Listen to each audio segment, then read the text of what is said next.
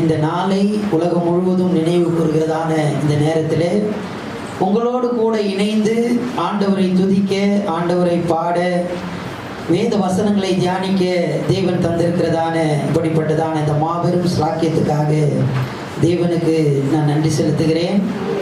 இப்படிப்பட்டதான இந்த சூழ்நிலையை ஏற்படுத்தி தந்ததான சபையினுடைய போதகருக்கு என்னுடைய நன்றியை நான் தெரிவித்துக் கொள்கிறேன்.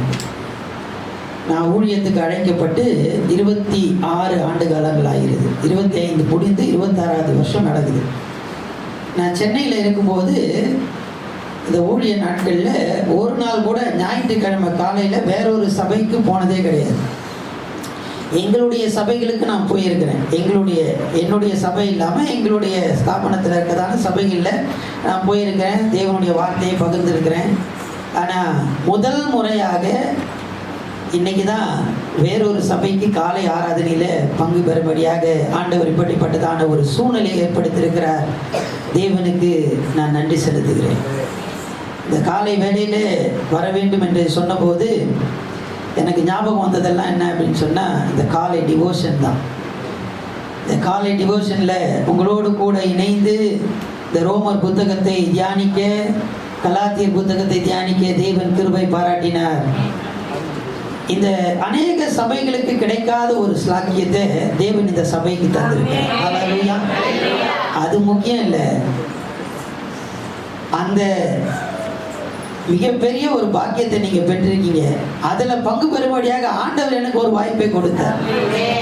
எனக்கு ஒரு பாக்கியம் உங்களோடு கூட இணைந்து இந்த காலை வேளையில ஆண்டவரை துதிப்பது. அந்த 50 நாட்கள் ரொம்ப சந்தோஷமான நாட்களாக இருந்தது. எல்லாவற்றுக்கும் மேலாக அந்த காலை தியானம் முடிஞ்சதுக்கு அப்புறமா ஒரு உபசரிப்பு நடக்கும். அதை நினச்சி பார்த்தாலே இன்னும் ஒரு 50 நாள் இல்லை, ஒரு வருஷம் ஃபுல்லாக நடந்தால் நல்லா இருக்கும் போல இருக்கும். டெய்லி பார்த்தீங்கன்னா சூப்பு, கஷாயம், இப்படி நிறைய. உங்களுடைய அன்புக்காக நான் ஆண்டவரை நன்றி செலுத்துகிறேன், ஆண்டவரை துதிக்கிறேன். கர்த்தர் நல்லவர். இந்த நாளிலும் கூட வேதத்திலிருந்து நாம் ஆண்டவராகிய இயேசு கிறிஸ்துவினுடைய உயிர்த்தெழுதலை குறித்து ஒரு சில காரியங்களை நாம் தியானிக்கலாம். ரோமர் புத்தகத்தில் இருந்து உயிர்த்தெழுந்த இயேசு என்ற தலைப்பிலே இந்த நாளிலே ஒரு சில காரியத்தை தியானிக்க தேவன் நமக்கு கிருபை பாராட்டுவாராக. ரோமர் புத்தகத்தை நாம் எடுத்து வைத்துக் கொள்ளலாம். ரோமர் புத்தகத்தில் இருந்து உயிர்த்தெழுந்த இயேசு ஒரு வசனத்தை நாம் வாசிக்கலாம். ரோமருக்கு எழுதின நிருபம் 1ஆம் அதிகாரம் 5ஆம் வசனம். மாம்சத்தின்படி தாவீதின் சன்னதியில் பிறந்தவரும் பரிசுத்தமுள்ள ஆவியின்படி தேவனுடைய சுதன் என்ற மரித்தோரில் இருந்து உயிர்த்தெழுந்ததினாலே பலமாய் ரூபிக்கப்பட்ட தேவகுமாரனாய் இருக்கிறார். மரித்தோரிலிருந்து உயிர்த்தெழுந்ததினாலே பலமாய் ரூபிக்கப்பட்ட தேவகுமாரனாய் இருக்கிறார். பலமாய் நிரூபிக்கப்பட்ட தேவகுமாரனாய் இருக்கிறார். கண்ணில் மூடி கர்த்தரை நோக்கி நாம் பார்க்கலாம். பரலோக பிதாவே, உம்மை துதிக்கிறோம் அப்பா. இந்த காலை வேளையில உம்மை நோக்கி நாங்கள் பார்க்கிறோம். நாங்கள் உம்முடைய சமூகத்துக்கு வரும்போதெல்லாம் நீர் ஆண்டவரே உம்முடைய சமூகத்தின் சந்தோஷத்தினாலே, உடைய வலது பாசத்தில் இருக்கிறதான நித்திய பேரின்பத்தினாலே எங்களை நிரப்பி எங்களை திருப்தியாக்கி அனுப்புகிற தேவன் அல்லவா. இந்த காலை வேளையில் ஆண்டவரே உடைய சமூகத்தில் நாங்கள் வந்திருக்கிறோம். இங்கிருந்து கடந்து போகும்போது ஆண்டவரே நினத்தையும் கொழுப்பையும் உண்டது போல ஒரு புது பலனோடு நாங்கள் கடந்து செல்ல கர்த்தர் நீர் எங்களுக்கு கிருபை பாராட்டும்படியாக கேட்கிறோம் அப்பா. வேத வசனத்தை ஆசீர்வதியும் இயேசுவின் மூலம் பிதாவே, ஆமென், ஆமென். பரிசுத்த பவுல் தன்னுடைய 2வது சுவிசேஷ பயணத்தின் போது கொரிந்து பட்டணத்தை அவர் சந்திக்கிறார். அப்படி கொரிந்து பட்டணத்தை சந்திக்கும் போது ஒரு தம்பதியரை அவர் சந்திக்கிறார். ஆக்கில்லா பிரிஸ்கில்லா என்கிறதான ஒரு தம்பதியை சந்திக்கிறார். அப்படி சந்தித்து அந்த கொரிந்து பட்டணத்திலே கிட்டத்தட்ட ஒரு 1.5 ஆண்டு காலங்கள் அங்கே இருக்கிறார். அப்படி இருக்கிறதான நேரத்திலே அந்த தம்பதியானவர்கள் எங்கிருந்து அந்த கொரிந்து பட்டணத்துக்கு வந்திருந்தார்கள் என்றால், ரோமாபுரியிலிருந்து வந்திருந்ததுனாலே ரோமாபுரியை குறித்து அநேக காரியங்களை அந்த ஆக்கில்லா பிரிஸ்கில்லா மூலமாக பரிசுத்த பவுல் அறிந்து கொள்ளுகிறார். அதற்கு பிற்பாடு மூன்றாவது சுவிசேஷ பயணத்தின் போது அவர் கொரிந்து பட்டணத்திலே இருக்கிறார்.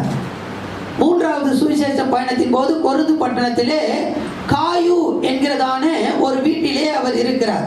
அப்படி அந்த காயு என்கிறதான அந்த வீட்டிலே அவர் இருக்கும்போது இந்த ரோமாபுரிக்கு இந்த நிருபத்தை அவர் எழுதுகிறதை நாம் பார்க்கிறோம். இரண்டாவது சுவிசேஷ பயணத்திலே ஆக்கில்லா பிரிஸ்கில்லாவை சந்தித்து ரோமாபுரியை குறித்து அறிந்து கொள்ளுகிறார். அவர் ரோமாபுரியை பார்த்ததில்லை, ரோமாபுரிக்கு சென்றதில்லை. ஆனால் ஆக்கில்லா பிரிஸ்கில்லா மூலம் அறிந்து கொள்ளுகிறார்.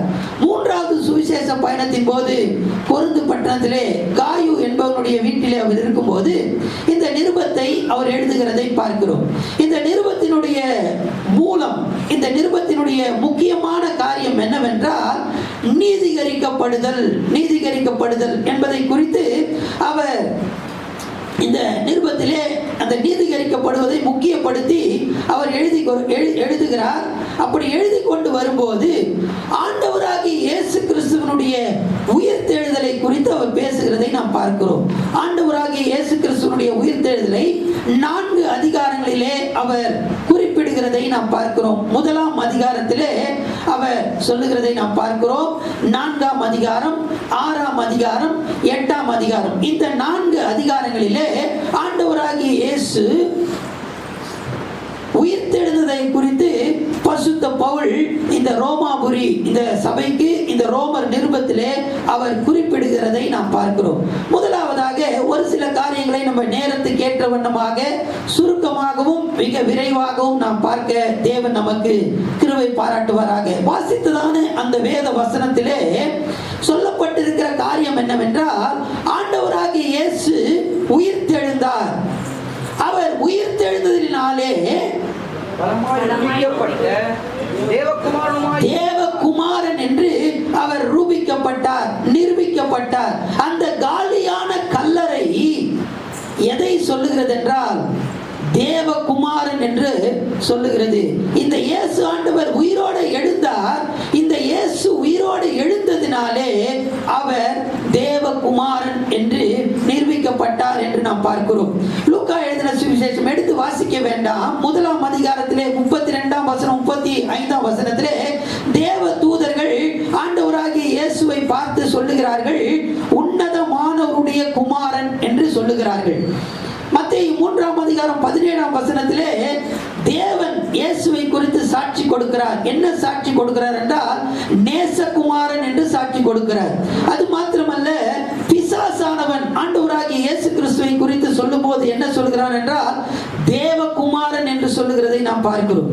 சீஷர்கள் சொல்லுகிறார்கள், மத்தேயு 14ஆம் அதிகாரத்திலே தேவகுமாரன் என்று சொல்லுகிறார்கள்.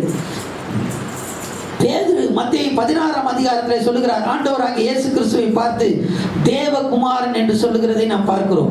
மார்க் எழுதின சுவிசேஷம் 3ஆம் அதிகாரம் 11ஆம் வசனத்திலே நாம் பார்க்கும்போது அசுத்த ஆவிகள் சொல்லுகிறது, இவர் தேவனுடைய குமாரன் என்று சொல்லப்படுகிறது. யோவான் 11ஆம் அதிகாரம் 27ஆம் வசனத்திலே மார்த்தாள் சொல்லுகிறார், இவர் தேவனுடைய குமாரன் என்று அவர் சொல்லுகிறதை நாம் பார்க்கிறோம். மத்தேயு எழுதின சுவிசேஷம் 27ஆம் அதிகாரத்திலே கடைசியாக 100க்கு அதிபதி அவரை பார்த்து சொல்லுகிறார், அங்கே பூகம்பங்கள் நடக்கிறது, இயேசு சிலுவையிலே மரிக்கிறார். அதை பார்த்து அந்த 100க்கு அதிபதி சொல்லுகிறான், உண்மையாகவே இவர் தேவனுடைய குமாரன் என்று இவர்கள் எல்லாம் சொன்னார்கள். தேவதூதன் சொன்னார், பிதாவாகிய தேவன் சொன்னார், மரியாள் சொன்னார்கள், சீசர்கள் சொன்னார்கள், 100க்கு அதிபதி சொன்னார்கள், தேவனுடைய குமாரன் என்று சொன்னார்கள். ஆனால் ஆண்டவராகிய இயேசு உயிர்த்தெழுதலினாலே அவர்கள் சொன்னதான அந்த தேவ குமாரனாகிய இயேசு நிரூபிக்கப்பட்டார். ஹல்லேலூயா, ஹல்லேலூயா.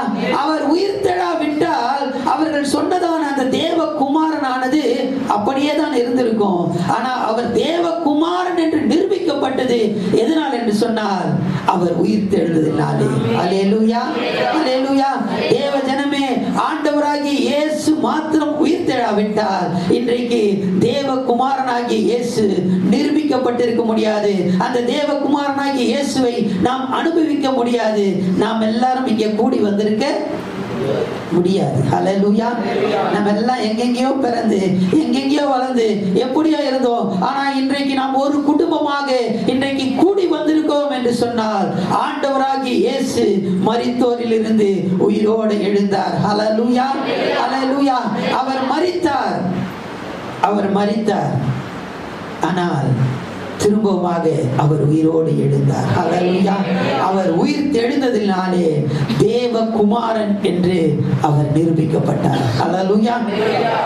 முதலாவதாக இந்த ரோமர் புத்தகத்திலே இயேசு உயிரோடு எழுந்தார், அந்த உயிர் தெழுந்தல் தேவகுமாரன் என்று நிரூபிக்கப்பட்டார் என்று சொல்லுகிறதை நாம் பார்க்கிறோம். அடுத்தபடியாக நாம் வாசிக்கலாம் 6ஆம் அதிகாரம், ரோமருக்கு எழுதின நிருபம் 6ஆம் அதிகாரம் 9ஆம் வசனம் 10ஆம் வசனத்தை நாம் வாசிக்கலாம். மரித்தோரிலிருந்து எழுந்த கிறிஸ்து இனி மரிப்பதில்லை என்று அறிந்திருக்கிறோம். மரணம் இனி அவரை ஆண்டு கொள்வதில்லை. அவர் மரித்தது பாவத்திற்கென்று ஒரே தரம் மரித்தார். அவர் பிழைத்திருக்கிறது தேவனுக்கென்று பிழைத்திருக்கிறார். இந்த 9ஆம் வசனத்திலே நாம் வாசித்ததான காரியம் என்னவென்றால், அவர் மரித்தார், திரும்பமாக உயிரோடு எழுந்தார். ஆனால் இந்த உயிர் தெழுந்த கிறிஸ்து இனி மரிப்பதில்லை. ஹல்லேலூயா, ஹல்லேலூயா. உயிர் தெழுதலுக்கும் உயிரோடு எழுப்பப்படுதலுக்கும் வித்தியாசம் உண்டு. நாம் கவனிக்கலாம். உயிர் தெழுதலுக்கும் உயிரோடு எழுந்திருப்பதற்கும் வித்தியாசம் உண்டு. ஹல்லேலூயா. அவர் மரணத்தை ஜெயித்து உயிரோடு எழுந்தார். ஹல்லேலூயா. இனி மரணம் அவரை ஆண்டு கொள்வது இல்லை. ஆனா உயிரோடு எழுப்பப்படுகிறவர்கள், ஆண்டவராகிய இயேசு வாழ்ந்ததான நாட்களிலே 3 பேரை ஆண்டவர் உயிரோடு எழுப்பினார். முதலாவதாக நாயின் என்கிறதான அந்த விதவையினுடைய மகனை ஆண்டவராகிய இயேசு உயிரோடு எழுப்பினார். இரண்டாவதாக யவீரு என்கிறதான ஒரு ஜெபாலய தலைவனுடைய மகளை அவர் உயிரோடு எழுப்பினார். மூன்றாவதாக லாசருவை அவர் உயிரோடு எழுப்பினார். ஆனால் உயிரோடு எழுப்பினார்கள், உயிரோடு வந்தார்கள், திரும்பவுமாக அவர்கள் மரித்தார்கள். ஆனால் ஆண்டவர் உயிர் தெழுந்தார், உயிரோடு எழுப்பப்படவில்லை, அவர் உயிர் தெழுந்தார். அந்த உயிர் தெழுந்த கிறிஸ்து இனி மரிப்பதில்லை, மரணம் அவரை ஆண்டு கொள்வதில்லை. ஹல்லேலூயா. ஒரு வசனத்தை நாம் வாசிக்கலாம். வெளிப்படுத்தல் 1ஆம் அதிகாரம் 18ஆம் வசனம். வெளிப்படுத்தல் 1ஆம் அதிகாரம் 18ஆம் வசனம். மரித்தேன், ஆனாலும் இதோ சதா காலங்களிலும் உயிரோடு இருக்கிறேன். ஹல்லேலூயா. உயிரோடு எழுப்பப்பட்டு இருக்கிறார்கள், உயிரோடு வந்திருக்கிறாங்க. அவங்க எல்லாம் திரும்பமா மரித்து போயிட்டாங்க. ஆனா ஆண்டவராகிய இயேசு உயிர் தெழுந்தார். அந்த உயிர் தெழுந்த இயேசு சதா காலங்களிலும் ஜீவிக்கிறவராய் இருக்கிறார். ஹல்லேலூயா. இயேசு ஆண்டவர் இன்றைக்கும் ஜீவிக்கிற ஒரு தேவனாய் இருக்கிறார். ஹல்லேலூயா, ஹல்லேலூயா. தேவஜனமே, இன்னைக்கு நமக்கு ஒரு தேவன் உண்டு. அந்த தேவன் உயிர் தெழுந்த தேவன். ஹல்லேலூயா. ஏதோ செத்து போன தேவனை நாம் ஆராதிக்கும்படியாக இங்கே நாம் கூடி வந்தில்ல. நாம் ஆராதிக்கிற தேவன் அவர் உயிர் தெழுந்த தேவன். ஹல்லேலூயா. அந்த உயிர் தெழுந்த தேவன் சதா காலங்களிலும் மரணத்தை ஜெயித்தவராக இருக்கிறார். இனி மரணம் அவரை ஆட்கொள்வது இல்லை. அவர் உயிரோடு இருக்கிற தேவன். அவர் எனக்குள்ளே நம்மோடு கூட வாசம் பண்ணுகிற தேவனாய் இருக்கிறார். ஹல்லேலூயா, ஹல்லேலூயா.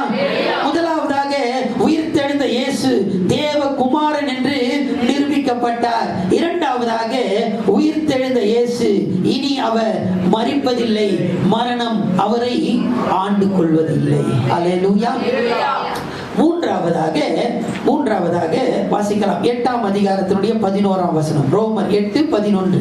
அன்றியும் இயேசுவை மரித்தோரிலிருந்து எழுப்பினவருடைய ஆவி உங்களில் வாசமாய் இருந்தால், கிறிஸ்துவை மரித்தோரிலிருந்து எழுப்பினவர் உங்களில் வாசமாய் இருக்கிற தம்முடைய ஆவியினாலே சாவுக்கேதுவான உங்கள் சரீரங்களையும் உயிர்ப்பிப்பார்.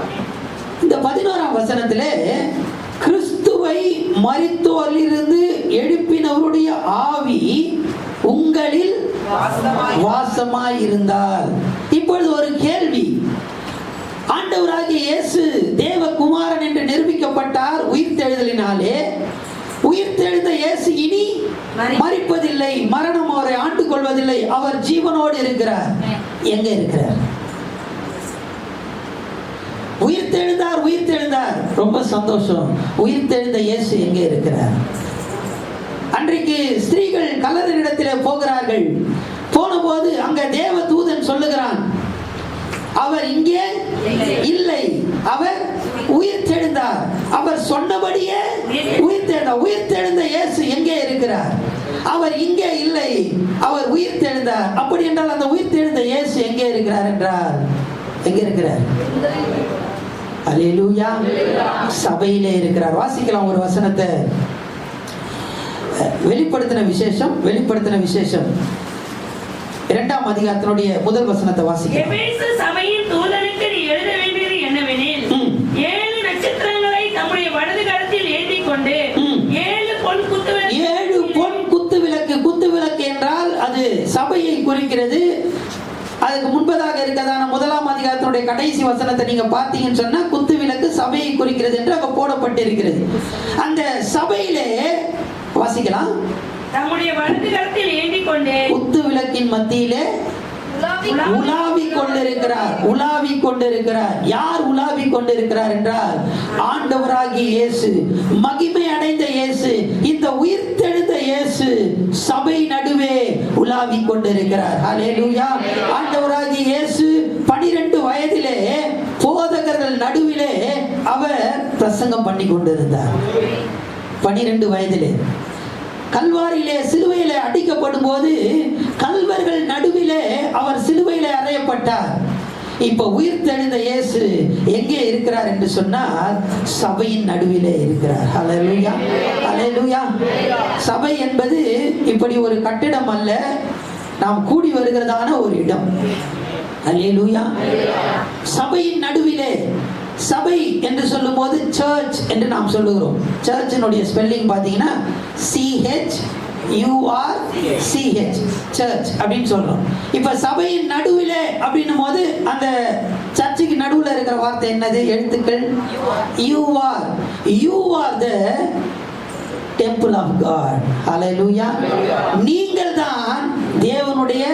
இயேசு ஆண்டவர் சபையின் நடுவிலே உலாவிக் கொண்டிருக்கிறார். சபையின் நடு என்பது எது? நீங்களும் நானும் தான் சபை. ஹல்லேலூயா, ஹல்லேலூயா.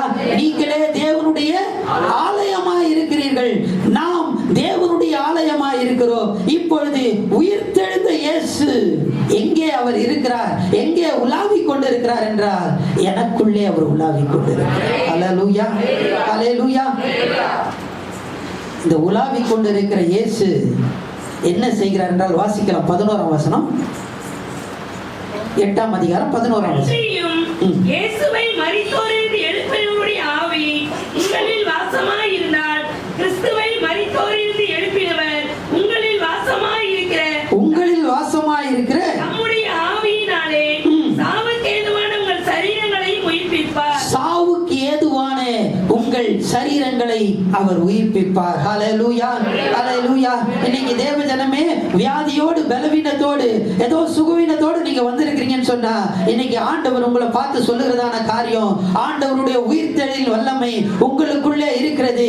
உங்களுடைய சாவுக்கு ஏதுவான இந்த சரீரத்தை ஆண்டவர் உயிர்ப்பிக்க அவர் வல்லவராய் இருக்கிறார். ஹல்லேலூயா, ஹல்லேலூயா.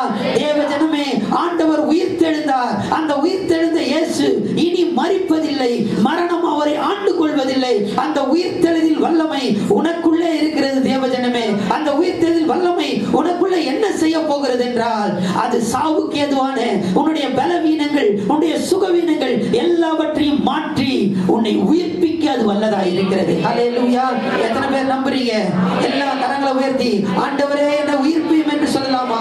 உயிர்த்தெழுதல் வல்லமை இன்றைக்கு உங்க சரீரங்களை உயிர்ப்பிக்கிறது. ஹல்லேலூயா, ஹல்லேலூயா.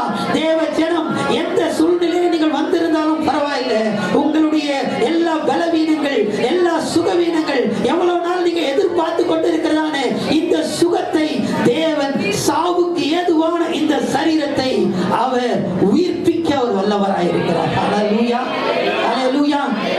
தேவ ஜனமே, இந்த உயிர்த்தெழுந்த ஆண்டவர் எனக்குள்ளே இருக்கிறார். சொல்லலாமா? எனக்குள்ளே இருக்கிறார். என்னப்பா பண்றார் அப்படின்னு சொன்னா, என்னை உயிர்ப்பிக்கிறார். ஹல்லேலூயா. என்னுடைய பலவீனங்களை அவர் உயிர்ப்பிக்கிறார். ஹல்லேலூயா. தேவன் உயிர்த்தெழும் வல்லமையினாலே இன்றைக்கு உங்களை உயிர்ப்பித்து இந்த இடத்துல இருந்து அனுப்ப அவர் வல்லவராக இருக்கிறார். ஹல்லேலூயா. ஹல்லேலூயா.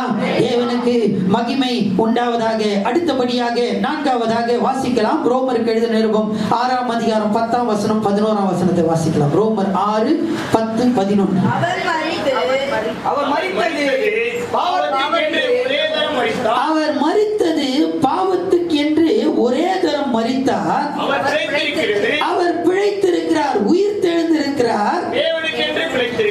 அவர் தேவனுக்கென்று உயிர் தெழுந்திருக்கிறார் அல்லது பிழைத்திருக்கிறார். அடுத்த வசனத்தை வாசிக்கலாம். அப்படியே நீங்களும் உங்களை பாவத்திற்கு மரித்தவர்களாகவும் நம்முடைய கர்த்தராகிய இயேசு கிறிஸ்துவுக்குள் தேவனுக்கென்று பிழைத்திருக்கிறவர்களாகவும் எண்ணிக்கொள்ளுங்கள். ஹல்லேலூயா. தேவனுக்கு மகிமை உண்டாவதாக. 4வது இந்த உயிர்த்தெழு இயேசு என்ன செய்கிறார் என்பதை குறித்து நாம் பார்க்க போகிறோம். உயிர்த்தெழுந்த இயேசு என்ன செய்கிறார்? அவர் உயிர்த்தெழுந்தார், தேவகுமாரன் என்று நிரூபிக்கப்பட்டார். அவர் உயிர்த்தெழுந்தார், மரணம் அவரை ஆண்டு கொள்வது இல்லை. அவர் உயிர்த்தெழுந்தார், அவர் எனக்குள்ளே வாசம் பண்ணுகிறார், என்னை உயிர்ப்பிக்கிறார். அந்த உயிர்ப்பிக்கிற தேவன் என்ன செய்கிறார் என்றால், முதலாவதாக பாவத்திலிருந்து விடுதலையை தருகிறார். ஹல்லேலூயா. ஹல்லேலூயா. உங்களுடைய பாவம் எப்படிப்பட்ட பாவமா இருந்தாலும் பரவாயில்லை. யோவான் எழுதின சுவிசேஷம் 8ஆம் அதிகாரத்திலே முதல் 11 வசனத்திலே ஒரு ஸ்திரீயை கொண்டு வருகிறார்கள் ஆண்டவராகிய இயேசுவின் இடத்திலே. அவருடைய பாவம் வெளியிலே சொல்ல முடியாத ஒரு பாவம்.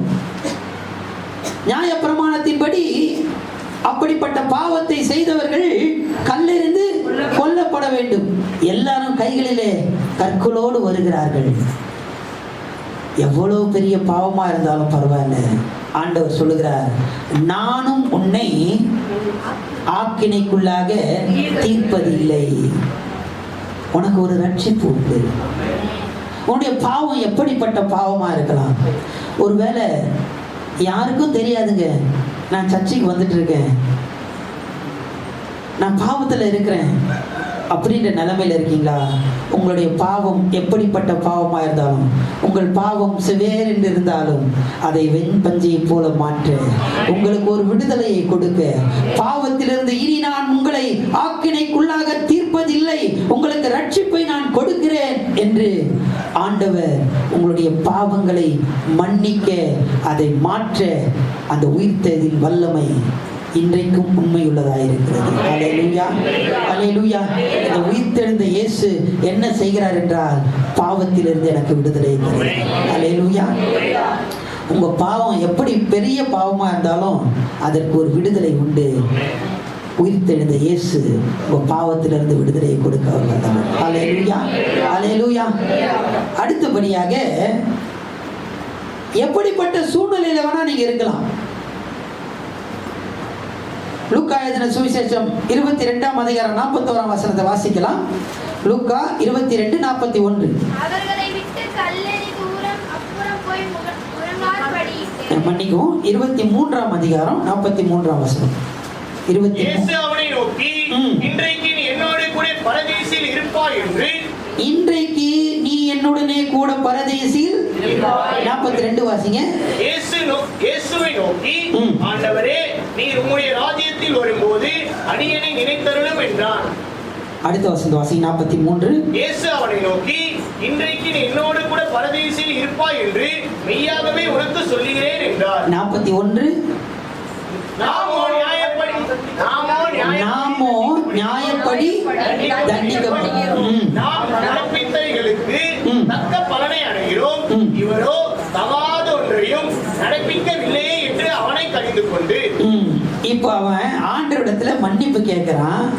ஆண்டவரே, உங்களுடைய ராஜ்யத்துல வரும்போது என்ன நினைவு கூறுங்க அப்படின்னு கேட்கிறான். தேவ ஜனமே கவனிங்க, எந்த நேரத்துல கேட்கிறான்?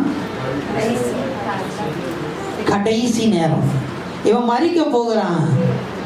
கடைசி நேரத்தில் அவன் ரட்சிப்பை பெற்றுக்கொண்டான். தேவஜனமே, உங்களுடைய பாவம் எவ்வளோ பெருசாக இருந்தாலும் பரவாயில்ல, நீங்கள் எந்த சூழ்நிலையில் இருந்தாலும் பரவாயில்ல, இயேசு ஆண்டவருடைய அந்த உயிர்த்தெழுதலின் வல்லமை உங்களுடைய பாவத்திலிருந்து உங்களை விடுதலையாக்க வல்லதாக இருக்கிறது. ஹல்லேலூயா, ஹல்லேலூயா.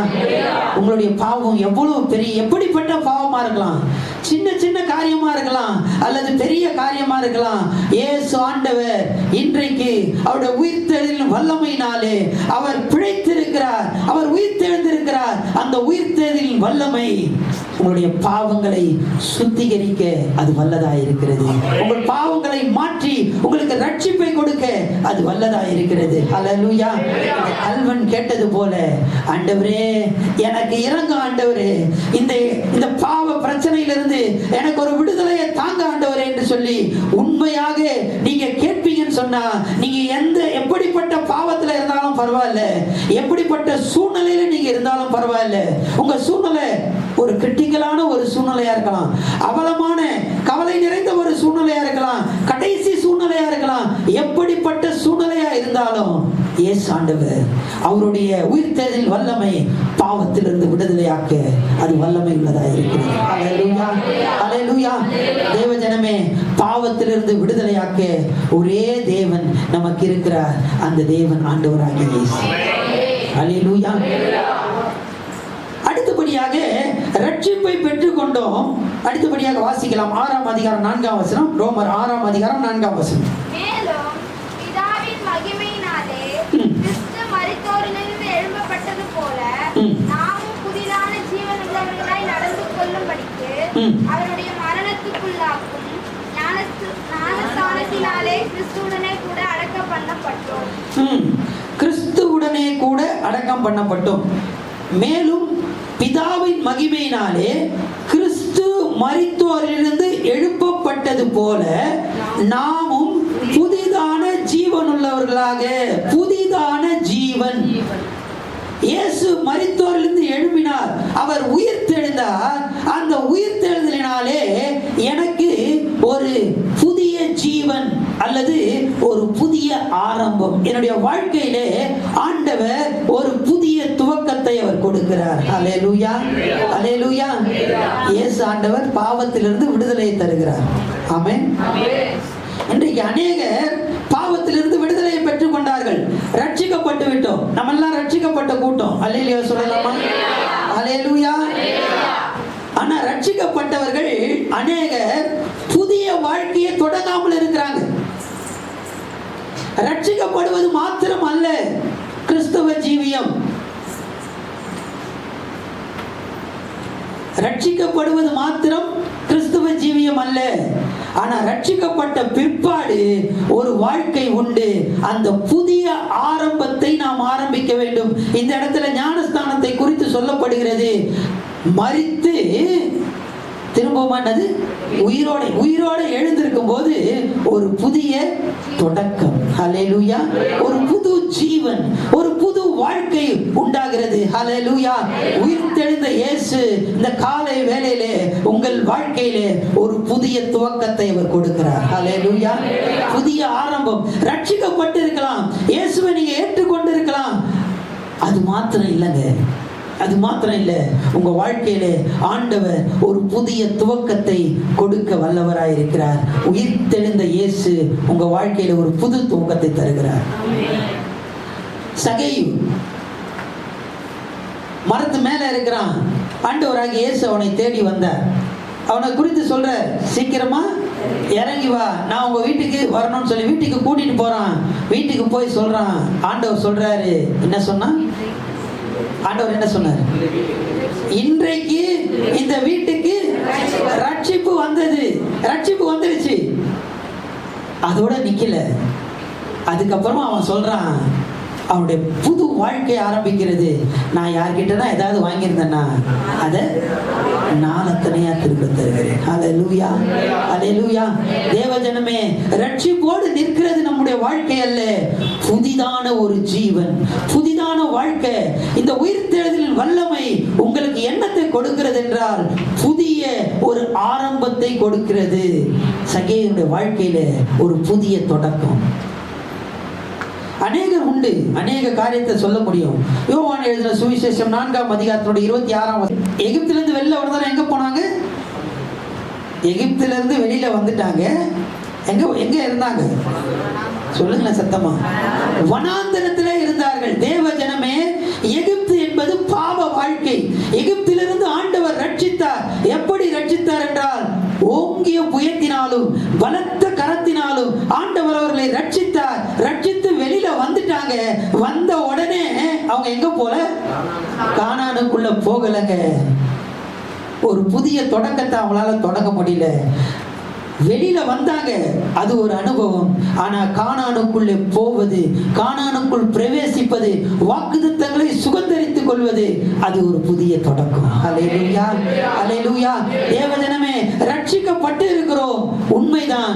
ஆனால் அந்த ரட்சிப்புக்கு அடுத்தபடியாக ஆண்டவர் ஒரு புதிய தொடக்கத்தை நமக்கு வைத்திருக்கிறார். அல்லேலூயா. அந்த புதிய தொடக்கத்தை இந்த உயிர்த்தெழுதல் வல்லமை நமக்கு கொடுக்க அது வல்லதா இருக்கிறது. அல்லேலூயா. இந்த உயிர்த்தெழுதல் வல்லமையினால் ஆண்டவர் இன்றைக்கு உங்களுடைய வாழ்க்கையில ஒரு புதிய தொடக்கத்தை வைத்திருக்கிறார். ஹல்லேலூயா. எல்லா கரங்களை உயர்த்தி அல்லேலூயா சொல்லலாமா? ஹல்லேலூயா. தேவனுக்கு மகிமை உண்டாவதாக. அடுத்தபடியாக இந்த உயிர்த்தெழுதல் வல்லமை நமக்குள்ளே என்ன செய்கிறது என்றால், வாசிக்கலாம் 4ஆம் அதிகாரம் 24ஆம் வசனம் 25ஆம் வசனம். நம்முடைய கர்த்தராகிய இயேசுவை மரித்தோரிலிருந்து எழுப்பினவரை விசுவாசிக்கிற நமக்கும் அப்படியே எண்ணப்படும். அவர் நம்முடைய பாவங்களுக்காக ஒப்புக் கொடுக்கப்பட்டும் நாம் நீதிமான்களாக்கப்படுவதற்காக எழுப்பப்பட்டும் இருக்கிறார். நாம் நீதிமான்களாக்கப்படுவதற்காக எழுப்பப்பட்டும் இருக்கிறார். ஹல்லேலூயா. அவர் உயிர்த்தெழுந்திருக்கிறார். எதற்காக அவர் உயிர்த்தெழுந்திருக்கிறார் என்றால், எதற்காக? நீங்களும் நானும் நீதிமானாக்கப்படும்படியாக. ஹல்லேலூயா, ஹல்லேலூயா. நீங்களும் நானும் நீதிமானாக்கப்படும்படியாக அவர் உயிர்த்தெழுந்திருக்கிறார். ஹல்லேலூயா. இயேசு ஆண்டவர் உயிர்த்தெழுந்தார். உயிர்த்தெழுதினாலே அவர் தேவகுமாரன் என்று நிரூபிக்கப்பட்டார். இயேசு ஆண்டவர் உயிர்த்தெழுந்தார். மரணம் அவரை ஆண்டு கொள்வது இல்லை. இயேசு ஆண்டவர் உயிர்த்தெழுந்தார். அந்த உயிர்த்தெழுந்த இயேசு எனக்குள்ளே வாசம் பண்ணுகிறார், என்னை உயிர்ப்பிக்கிறார். ஹல்லேலூயா. இயேசு ஆண்டவர் உயிர்த்தெழுந்தார். அந்த உயிர்த்தெழுதல் வல்லமை எனக்கு பாவத்திலிருந்து விடுதலையை கொடுக்கிறது. இயேசு ஆண்டவர் உயிர்த்தெழுந்தார். அந்த உயிர்த்தெழுதல் வல்லமை எனக்கு ஒரு புதிய தொடக்கத்தை கொடுக்கிறது. ஹல்லேலூயா. இயேசு ஆண்டவர் உயிர்த்தெழுந்தார். என்னை நீதிமானாக மாற்றினார். அல்லேலூயா, அல்லேலூயா. இந்த நீதிமான், அதை குறித்து நம்ம உங்க எல்லாருக்கும் நிறைய தெரிஞ்சிருக்கும்னு நினைக்கிறேன். நானும் பல முறை சொல்லியிருப்பேன். நீதிமான் அப்படின்ற வார்த்தைக்கு சரியான அர்த்தம் என்னன்னு சொன்னா, நீதிமான், ரைச்சஸ் அப்படின்னு நம்ம சொல்றோம். ரைச்சஸ்னஸ், ரைச்சஸ் அப்படின்னு சொல்றோம் பார்த்தீங்களா? அதுக்கு அந்த அர்த்தம் என்னன்னு சொன்னா, ரைட் ஸ்டாண்டிங் பிஃபோர் காட். ஆண்டவருக்கு முன்பாக நேராக நிற்பது. வளைஞ்சு நிற்கிறது இல்லை, ஆண்டவருக்கு முன்னாடி நேராக நிற்பது. Right standing before God. இப்போ 360 டிகிரி இருக்கு. இந்த டிகிரிலாம் படிச்சீங்கன்னா உங்களுக்கு போகணும். 360 டிகிரி இருக்கு. இந்த 360 டிகிரியில ஒரே ஒரு ஆங்கிள் பேர் தான் என்னது? Right angle. வெரி குட், கரெக்டா சொன்னாங்க. 360 டிகிரியில 360 டிகிரி தான். ஆனா என்னது? ஒன்னே ஒன்று தான். என்னது அது? 90 டிகிரி. அது ஒன்று மட்டும் தான் என்னது? Right angle. 89 ரைட் ஆங்கிள் இல்ல, 91 ரைட் ஆங்கிள் இல்ல. இந்த ரைட்டா நம்ம ஆண்டவருக்கு முன்னாடி நிக்கிறோம் பாத்தீங்களா? அதுதான் நீதிமான். ஹல்லேலூயா. இந்த நீதிமானா மாற்றுவதற்கு நான் ஏதாவது செய்ய முடியுமா அப்படின்னு சொன்னா, இந்த ஆண்டவருக்கு முன்பாக நாம் நீதிமானாய் நிற்பதற்கு நம்மால் ஒன்றுமே செய்ய முடியாது. இது நீதிமானாக யார் நம்மை மாற்றுகிறார் என்றால், ஆண்டவர் மாத்திரம்தான் நம்மை என்னை நீதிமானாக மாற்றுகிறார், உங்களை நீதிமானாக மாற்றுகிறார். எது நம்மை நீதிமானாக மாற்றுகிறது என்றால், இந்த உயிர்த்தெழுதலின் வல்லமை உங்களை என்னையும் ஆண்டவருக்கு முன்பாக நேராக நிற்கும்படி செய்கிறது. ஹல்லேலூயா. ஆண்டவருக்கு முன்பாக ஆண்டவர் ஆபிரகாமை பார்த்து சொல்றாரு, எனக்கு முன்பாக நடந்து கொண்டு உத்தமனாயிரு. Upright, upright. நேராக எனக்கு முன்பாக நீ நடந்து கொண்டு உத்தமனாயிரு. தேவஜனமே, சகரியாவின் புத்தகம் எடுத்து வாசிக்கலாம். சகரியாவின் புத்தகம் 3ஆம் அதிகாரம் முதல் 7 வசனங்கள் 3ஆம் வசனத்தை வாசிக்கலாம். 7 வசனங்களை வாசிக்கணும். முதல் 3ஆம் வசனத்தை மட்டும் வாசிக்கணும். பிரதான ஆசாரியனாகிய யோசுவாவை எனக்கு காண்பித்தார். பிரதான ஆசாரியனாகிய யோசுவாவை எனக்கு காண்பித்தார். அவன் கர்த்தருடைய தூதனுக்கு முன்பாக நின்றான். அவன் கர்த்தருடைய தூதனுக்கு முன்பாக நிற்கிறான். அவன் நிற்கிறான், முன்பாக நிற்கிறான். சாத்தான் அவனுக்கு விரோதம் செய்ய அவன் வலது பக்கத்திலே நின்றான். சாத்தான் அவனுக்கு விரோதம் செய்ய வலது பக்கத்திலே நிற்கிறான். அப்பொழுது கர்த்தர் சாத்தானை நோக்கி, கர்த்தர் உன்னை கடிந்து கொள்வாராக. சாத்தானே, எருசலேமை தெரிந்து கொண்ட கர்த்தர் உன்னை கடிந்து கொள்வாராக. இவன் அக்கினியின்றி தப்புவிக்கப்பட்ட கொல்லி அல்லவா என்றார். கவனிங்க, இங்கே அவன் நிற்கிறான். அவன் அழுக்கு வஸ்திரத்தை தரித்து கொண்டு நிற்கிறான். ஒருவன் நீதிமானாக மாற்றப்பட வேண்டும் என்றால் நம்மாலே ஒன்றும் செய்ய முடியாது. என்னை நானே மாற்றிக்கொண்டு, நானே என்னை நீதிமானாக மாற்றிக்கொண்டு ஆண்டவர் முன்னாடி வந்து நிற்க முடியாது. நீதிமானாக மாற்றப்படுவது என்னால் உண்டானதல்ல, ஆண்டவர் தான் என்னை நீதிமானாக மாற்றுகிறார். ஹல்லேலூயா. எப்படி நான் நீதிமானாக மாற்றப்படுகிறேன் என்றால் அவருடைய உயிர்த்தெழுதலின் வல்லமையினாலே நான் நீதிமானாக மாற்றப்படுகிறேன். ஹல்லேலூயா. தேவஜனமே கவனிங்க, அங்கே யோசுவா நிற்கிறான், அழுக்கு வஸ்திரத்தை தரித்து கொண்டிருக்கிறான். தொடர்ந்து வாசிங்க. யேசுவாவோவெனில் அழுக்கு வஸ்திரம் தரித்தவனாய் தூதனுக்கு முன்பாக நின்றிருந்தான். அவர் தமக்கு முன்பாக நிற்கிறவர்களை நோக்கி, இவன் மேல் இருக்கிற அழுக்கு வஸ்திரங்களை களைந்து போடுங்கள் என்றார். பின்பு அவனை நோக்கி, பார், நான் உன் அக்கிரமத்தை உன்னிலிருந்து நீங்க செய்து உனக்கு சிறந்த வஸ்திரங்களை தரிப்பித்தேன் என்றார். சிறந்த வஸ்திரங்களை தரிக்கிறார். அது மட்டுமல்ல, தலையிலே பரிசுத்தமான ஒரு பாகையை வாசிக்கலாம். தொடர்ந்து வாசிக்கலாம். அவன் சிரசின் மேல் சுத்தமான பாகையை வைப்பார்களா என்றார். சுத்தமான பாகையை வைக்கிறார்கள். இது யார் செய்தார்? யோசுவா செய்து கொள்ளவில்லை, மற்றவர்கள். நீதிமானாக ஆண்டவர் முன்பாக நாம் நிற்க வேண்டும் என்றால் நாம் என்னை நீதிமானாக மாற்றிக்கொண்டு நான் ஆண்டவர் முன்னாடி போய் நிற்க முடியாது. நீதிமான் என்றால் நேராக ஆண்டவரிடத்தில் நிற்பது, எந்த விதத்திலும் வளைஞ்சு கொடுக்காம, சத்தியத்துக்கு வளைந்து கொடுக்காம, எந்த சூழ்நிலையிலும் எதற்கும் வளைந்து கொடுக்காம ஆண்டவருக்கு முன்பாக நேராக நிற்பது. அது எப்படி நிற்க முடியும்னா என்னுடைய பலத்தினால் அல்ல, என்னை பரிசுத்தமாக்குகிற ஒரு தேவன் இருக்கிறார். என் தலையிலே ஒரு சுத்தமான பாகையை வைக்கிறார். என்னுடைய அழுக்கு வஸ்திரங்களை மாற்றி எனக்கு பரிசுத்தமான வஸ்திரங்களை உடுத்தி என்னை ஆண்டவருக்கு முன்பாக நேராக நிற்கும்படி செய்கிறார். ஹல்லேலூயா, ஹல்லேலூயா. என்னை நீதிமானாக மாற்றுகிறார். யார் என்னை நீதிமானாக மாற்றுகிறார் என்றால் 4ஆம் அதிகாரத்தினுடைய 25ஆம் வசனத்தை நாம் வாசித்தோம். அது இப்படி சொல்கிறது, நாம் நீதிமான்களாக மாற்றப்படுவதற்காக, நீதிமான்களாக ஆக்கப்படுவதற்காக அவர் எழுப்பப்பட்டிருக்கிறார். அவர் உயிர்த்தெழுந்திருக்கிறாரே, அவர் எழுப்பப்பட்டிருக்கிறார், அவர் உயிர்த்தெழுந்திருக்கிறார். எதற்காக அவர் உயிர்த்தெழுந்திருக்கிறார் என்றால் என்னை நீதிமானாக மாற்றுகிறார். ஹல்லேலூயா. நமக்கு ஒரு சுத்தமான வஸ்திரத்தை கொடுத்து, நம்முடைய தலையிலே ஒரு சுத்தமான ஒரு பாகையை வைத்து ஆண்டவருக்கு முன்பாக எந்த விதத்திலும் வளைந்து கொடுக்காது, எந்த சூழ்நிலையிலும் வளைந்து கொடுக்காம ஆண்டவர் முன்பாக நேராக நிற்கும்படிக்கு ஆண்டவர் இன்றைக்கு உயிர்த்தெழுந்திருக்கிறார். அல்லேலூயா, அல்லேலூயா.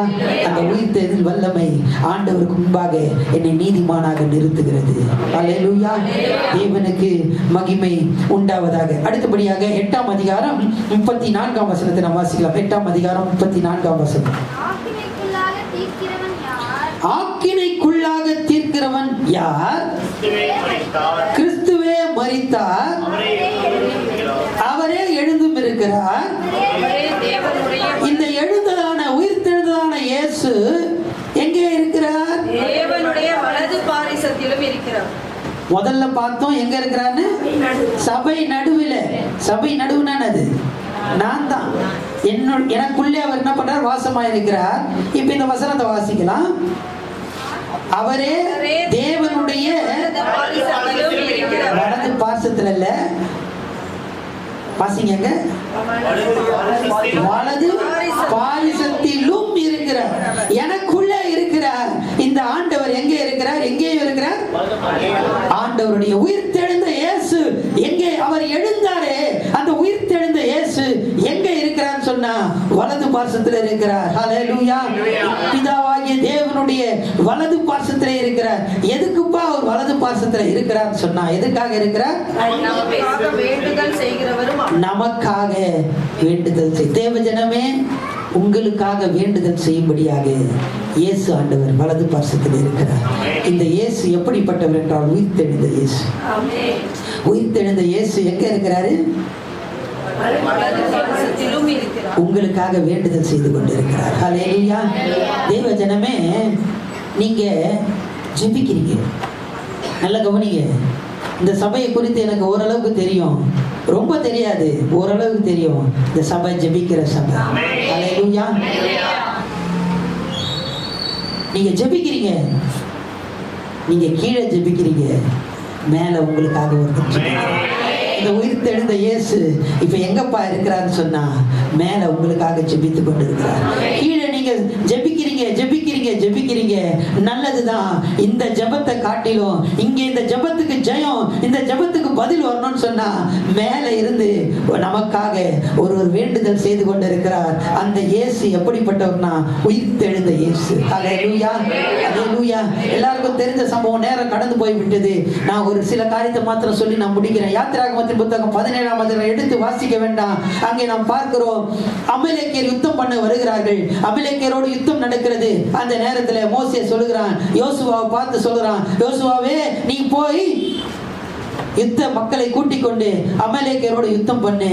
நானும் ஆரோனும் ஊரும் மலைக்கு மேல போய் நான் என்ன பண்றேன்?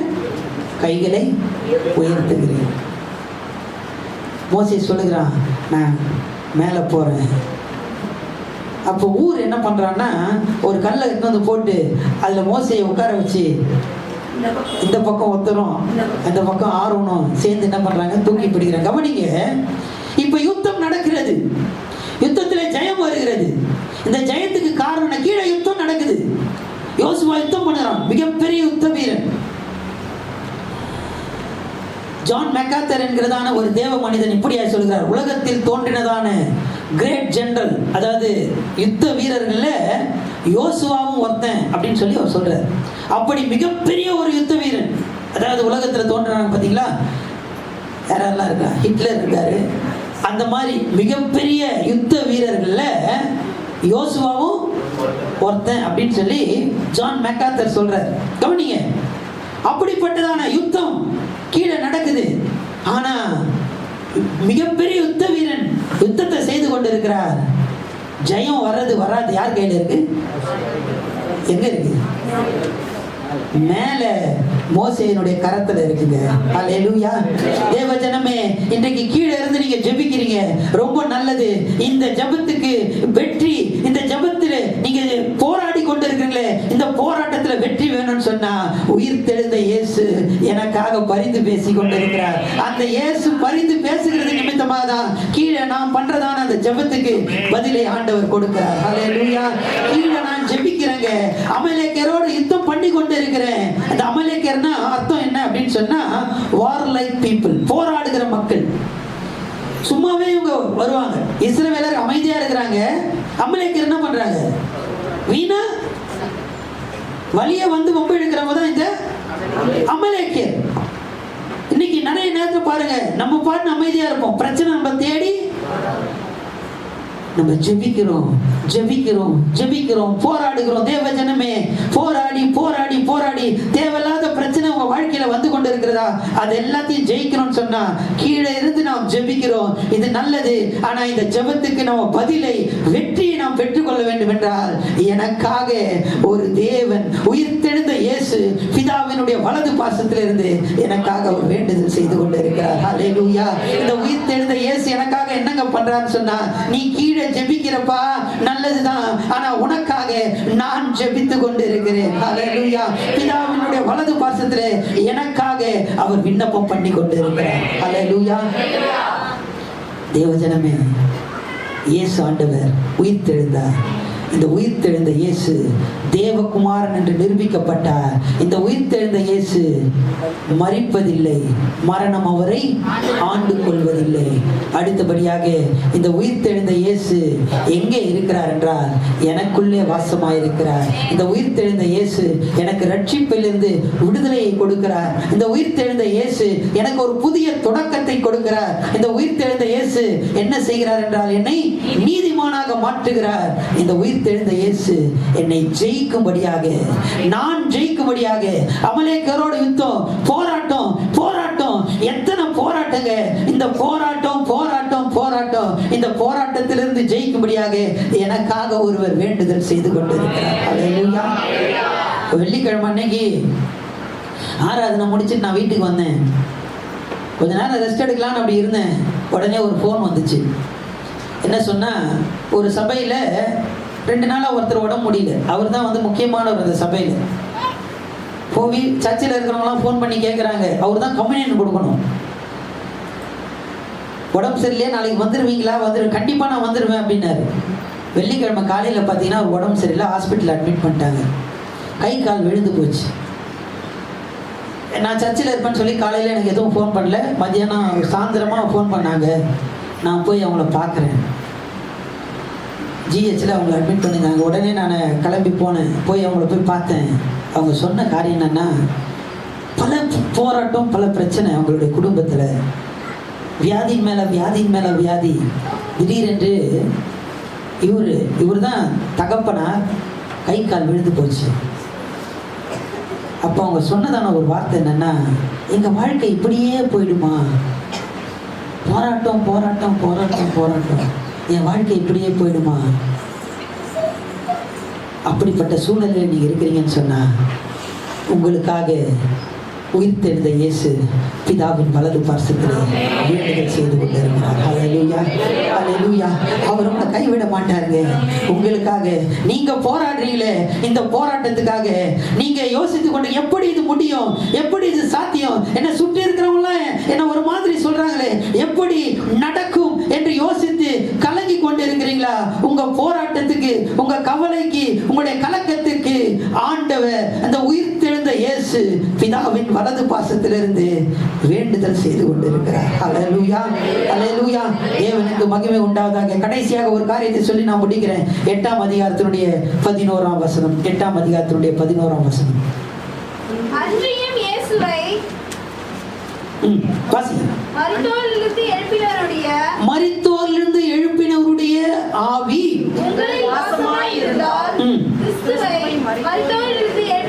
கிறிஸ்துவை மரித்தோரிலிருந்து எழுப்பினவர்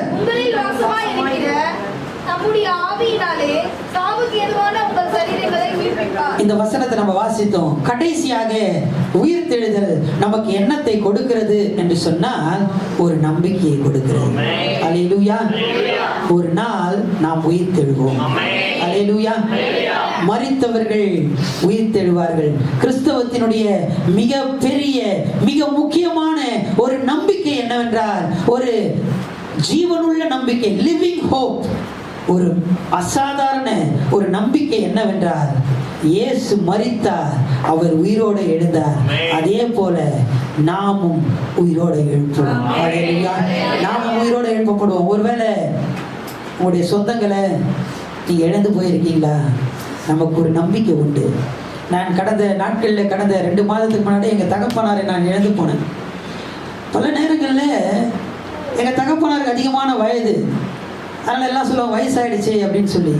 ஆனால் அவருடைய பொருட்கள், நேற்று கூட பார்த்தீங்கன்னா அவருடைய பர்ஸ் எடுத்து பார்த்தேன். அதில் பார்த்தீங்கன்னா எங்கள் அப்பா ஃபோட்டோ கூட வந்து எங்கள் அம்மாவுடைய ஃபோட்டோ அவர் வச்சுருக்காரு. இதெல்லாம் பார்க்கும்போது எனக்கு பலவிதமான யோசனைகள். ஆனால் ஒரு நம்பிக்கை உண்டு, ஒரு நம்பிக்கை உண்டு. அவர் உயிர்த்தெழுவார். காரணம் என்னன்னா, இயேசு ஆண்டவர் உயிர்த்தெழுந்தாருங்க. அல்லேலூயா. இயேசு ஆண்டவர் உயிர்த்தெழுந்தார். மரணம் என்பது முடிவு அல்ல, அது ஒரு மாற்றம். அல்லேலூயா.